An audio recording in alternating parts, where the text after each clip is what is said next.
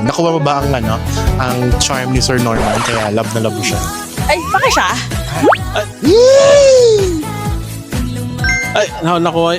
Charming ba talaga? Charming po talaga. Charming talaga. Okay. Miss Multiverse Star.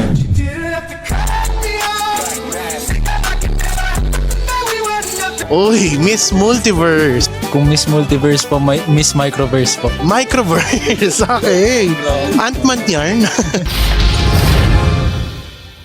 Daddy, where are you? Kasi po, madalas po, magkaiba kami ng section. Patay mo yung ilaw dito. Patingin, sige, patingin din ng reaction. Horror pala to. Feng Shui, Feng Shui.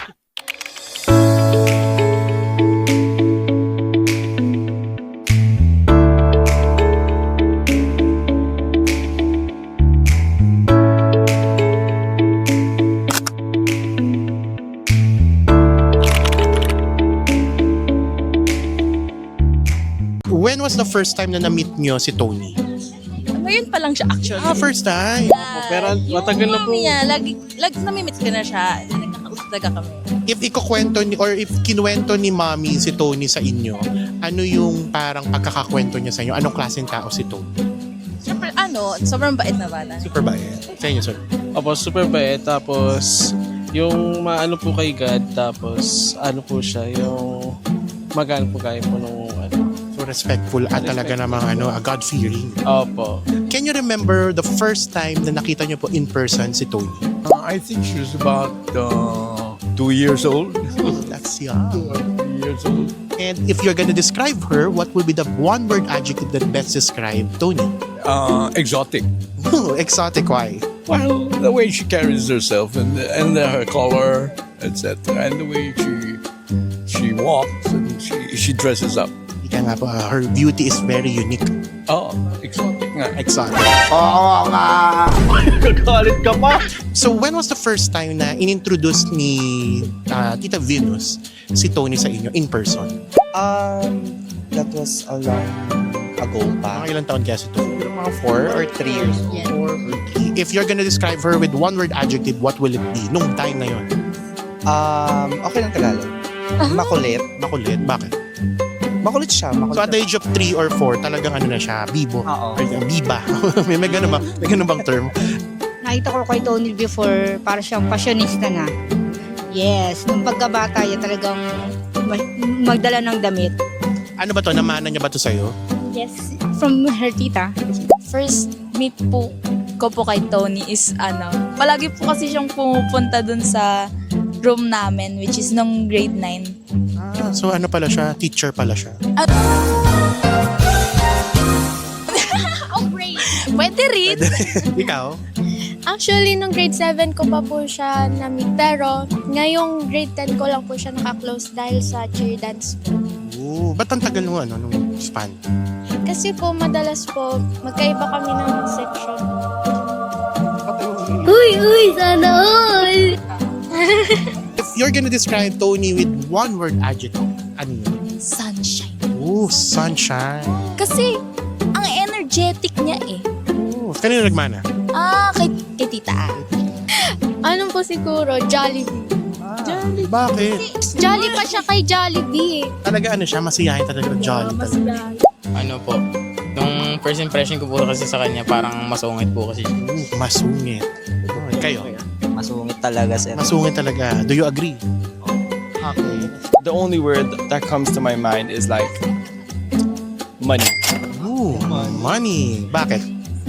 I don't know. I think Tony is like the type of person that she's very classic, and she's just bold with her money and stuff. I don't know. I just think that everything is like chic to her. Wow. Parang siya, parang siyang isang luxurious na brand. Parang charismatic po siya. Iba po yung charisma niya.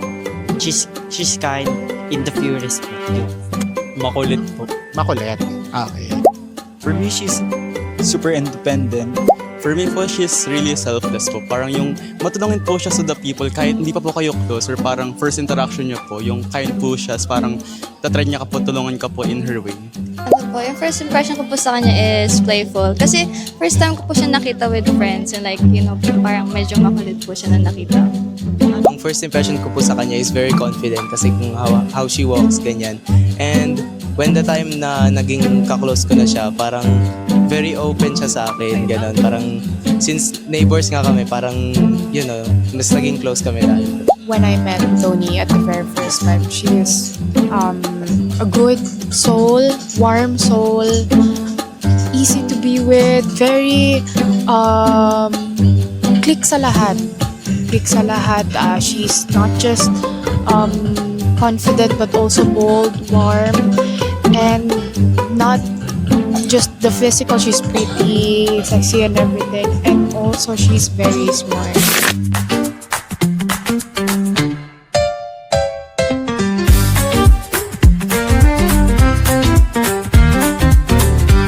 If si Tony ay sasali ng pageant, anong title dapat yung mapanalunan niya? Siyempre, siya yung grand champion. Grand champion. Anong title to? May anong specific title? Kung sasali siya ng beauty contest, so siya yung grand winner. Grand winner. Okay. It has to be with the attire. I mean, something about attire. So something about her attire. Kasi fashionable po talaga siya, no? That's one.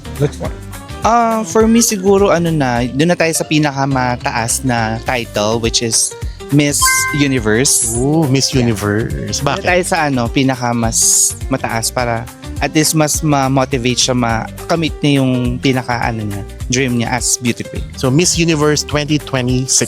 Yeah. Ikaw naman, no? Same ng ren, Miss Universe. Same ng kanyang Same kay guy.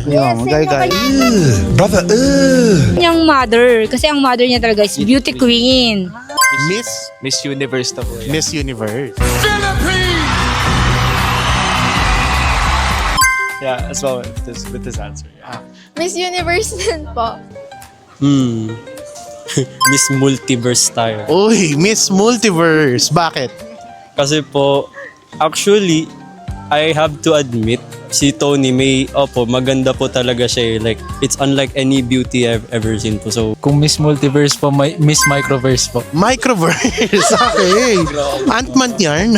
Bakit? Kasi po, di ba, pag maliit po Microverse, mas mahirap pong mahanap. Like, gems are hard to find, ganun po. Nakson, ginamitan ng science and technology. Best in charismatic way tapos sa beauty din po. Ooh, so ano sa kanya? Talagang may sash siya, no? Miss Jollibee ulit. Miss Jollibee. Gusto ko yun. Best in costume. So hindi crown ng ano niya, no? Yung sombrero ni Jollibee. Jolly, jolly, Jollibee, jolly, jolly. Ikaw, best in costume? Yung outfitan niya eh. Talagang fashionista. May dating. Tunan niya. Champion. Miss Champion. Binayaran ko ba? Ano po, best in costume siguro. Best in costume. Ano po, yung best in costume na rin din. Best in costume. Ikaw naman. Confidence po siguro. Oo, ano siya, Miss, may term dun eh. So, lagyan na lang natin dito yung term. Pero Miss Confidence lagyan natin. Yan. The most confident person. Most confident.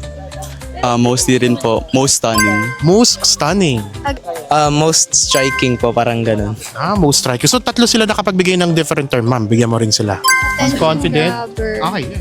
Attention grabber po. So, Miss Attention Grabber. Wow. So, ano ba to? Papansin ba siya kasi? In a good way. In a good way. In a good way. Miss Universe. Ooh, Miss Universe. Why?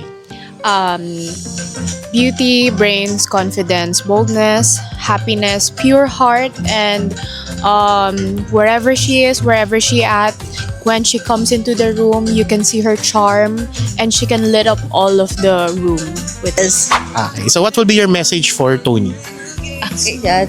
Ayun, happy birthday, Tony. And, ayun, sana lahat ng dreams mo is makamit mo. And, yun, continue lang mag-chase ng dreams and God bless. Para po kay Tony, happy birthday una-una. Tapos sana yung ipagpatuloy yung pag-ano po kay God. Tapos yung pagiging God-fearing, yun nga po. Ang hanggang ngayon akala ko baby ka pa pero 16 ka na pala kaagad. So, congratulations and you can give it to them. Keep slaying and keep shining. Yeah. Enjoy your every moment of your day. I like that. Hashtag keep slaying and keep... Keep. Ano isa? Ano isa? Message ko kay Tony, maging humble. And then, pretty na. Nandiyon na yung pretty niya. Tapos, ano pa ba? Maging kagaya ng mami niya na talagang yung pagdating sa mga diskarte. Yan, sa diskarte. Diskarte. Yes, sa diskarte. Happy birthday sa'yo. Happy birthday, Tony. I love you so much and sana palagi ka pa rin energetic. Pakabait sobra. Sadhana hindi na siya sumungit.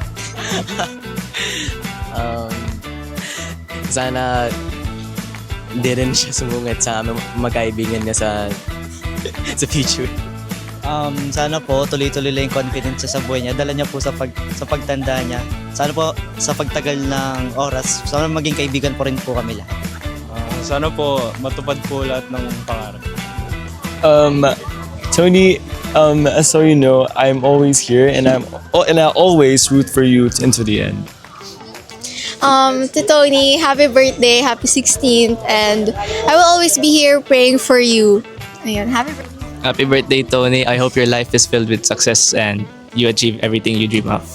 I hope you enjoy your birthday and more birthdays to come po. Sana po ma-enjoy po lahat. Sana po ma-enjoy niya yung birthday niya and sana po there are more times na we'll get to spend time together with me and our friends po. For me po, best message ko po sa kanya is always be kind to others and there's always hope in many ways possible. Huwag kang mag-give up and that's all. More blessings, more blessings. Always stay happy and as you are, and may God bless you know aspects of life. Happy Sweet 16, Tony! We love you. Happy Sweet 16, Tony! Happy Sweet 16, Tony. Happy Sweet 16, Tony! Happy sweet 16, Tony. Happy Sweet 16, Tony! Happy Sweet 16, Tony! Happy Sweet 16, Tony!